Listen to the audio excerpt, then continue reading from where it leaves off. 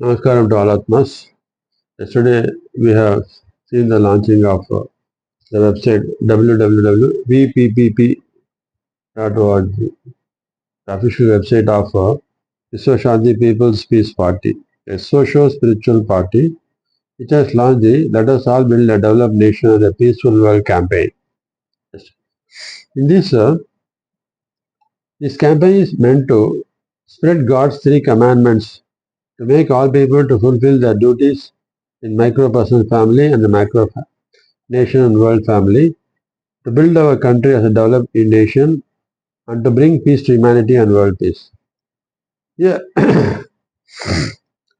as I told, in the depth of the silence inside you, you hear the voice of God. When you go deep into your meditation, you realize the truth that you are not this body or Atma. That's why I call everybody as Atma, because it's a message from Atma to Atma.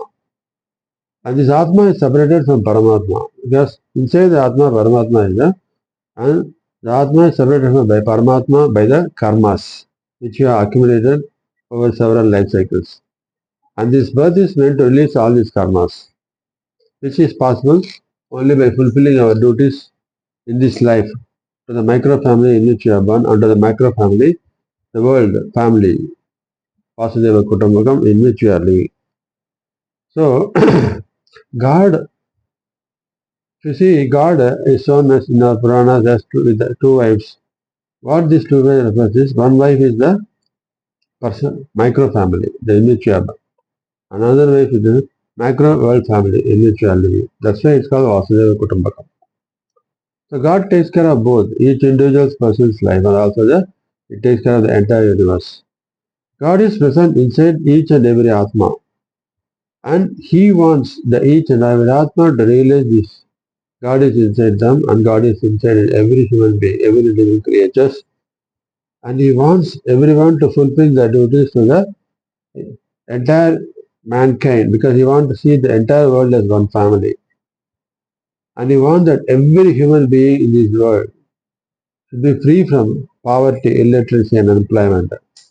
And everyone who has got the capacity to uplift, they should extend helping out our brothers and sisters in this world and see that all people live peacefully in this world. Then only we can bring a real Vishwashanti. One who fulfills this duty in uplifting the needy people of the society, they will be released of all their karmas and attain Jivan Mukti. In that respect, he has given three commandments. The first commandment is the most important commandment. This is in fact the Karma Yoga. Karma Yoga means what? One who should fulfill their duties without attachment in order to release all the karmas. Only when you release the karmas, you attain Mukti. That's why in God's first commandment he said, one has to fulfill their duties to release the karmas. And the second commandment is to bring in universal brotherhood. And he tells about the philosophies of all the religions, just to imbibe in the people the eradication of religious intolerance and to make everyone to remain as one family. Vasudeva Kutumbakam, and see that we uplift the entire humanity to bring peace in the world. And the third commandment is Raja Yoga, that is Atma Siddhi Yoga for each stage of 7 stages of life is there. So the second to bring universal brotherhood feeling, and the third Raja Yoga to bring imbibe inner divine strength, inner divine qualities, is to make one to fulfill their duties in this world, in this life, without attachment, to release all the karmas as a karma yogi. So this is the principle of God's three commandments. God's first commandment is as a karma yogi, one has to release the karmas. To attain this, he should develop universal brotherhood. And the second commandment and third commandment is he should build in the inner divine strength. So here, now the most important focus is on the first commandment. What it says, God's first commandment to mankind is to fulfill their duties under individual social responsibilities. If you see how one can fulfill their duties in this world, in this life, is through fulfilling their social responsibilities, which can categorize as individual social responsibility, business social responsibility, government social responsibility, opposition party social responsibility, and press and media social responsibility. Here, under government social responsibility, there are 18 charter points which government has to fulfill, for which all the people, that is individuals, business people, opposition parties, press and media, everyone should raise our voice to appeal to government to fulfill it to make the India as a developed nation. So that will come. We will see each responsibility separately. Now today we will start with individual social responsibility. How people individually participate to build our nation as a developed and peaceful India. So each and everyone is second birth to release their karmas by fulfilling their duties to the micro family. Most of the people fulfill their duties to micro family. That is the purpose. But they ignore the macro family. That is why there is a social imbalance. People having opportunity, they are growing, whereas people don't have an opportunity, they are struggling with starvation, poverty, illiteracy. God's vision is that his all children should be free from poverty, illiteracy, and unemployment. There should not be any poverty in the country, poverty in the world. Everyone should live a peaceful life. That is the objective. So, to achieve this, each and every individual has got a social responsibility which they should fulfill. So today we'll see about what individual social responsibility means, how we can achieve that. It's a very simple thing. Not that everyone should come to the and enter into politics or enter into it. By fulfilling, by carrying on their mundane duties to their family and to the office, one can do this individual social responsibility. How it is possible? Let us see. So, but one important truth, the spiritual truth, one should realize that if you focus only on fulfilling your personal family duties alone, people they work day and night for their family. They give good education, they send their children abroad, and they finally get them married, see their grandchildren, and finally die. They accumulate wealth for next 7 generations or 8 10 generations. What is there? There is no use at all. It is basically they don't focus on the society at all. That is the reason for social imbalance. Accumulation, that is concentration of economic power is there. Each and everyone, though it is mandatory duty to take care of the family, a small portion they need to spend for the cause of the society. Then only the karmas get completely annihilated. So to achieve this individual social, people under individual social responsibility can consolidate among the friends and relatives in India and abroad. So everybody is now in the social media. That is, they are in WhatsApp, Facebook, Twitter, Instagram, everywhere. So there are a lot of friends. So how it is possible? Individually, one cannot fulfill, but everyone should fulfill their social responsibility. So individuals all together, that is the friends in India and abroad, the relatives, they can join together as one group and form a trust. And in that, every year, every month, whatever they earn, out of that, a small savings they can put into this trust and create a corpus for it. With this fund, what they have to do is they have to give aid, support the poor children in slums, tribal children in remote villages, underprivileged children, beggars, in giving them good education. They should be provided a quality education to make them with a valuable asset. And they should give support for higher studies in case of those children who want to pursue higher studies.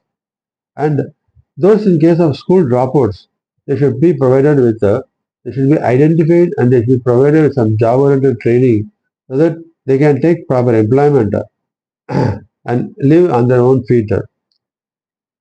So, and especially those good children, the small children who want to pursue higher studies in engineering or in medicine, they should be given specific, they should be supported by paying the fees for their NEET examination or JEE for IIT examinations.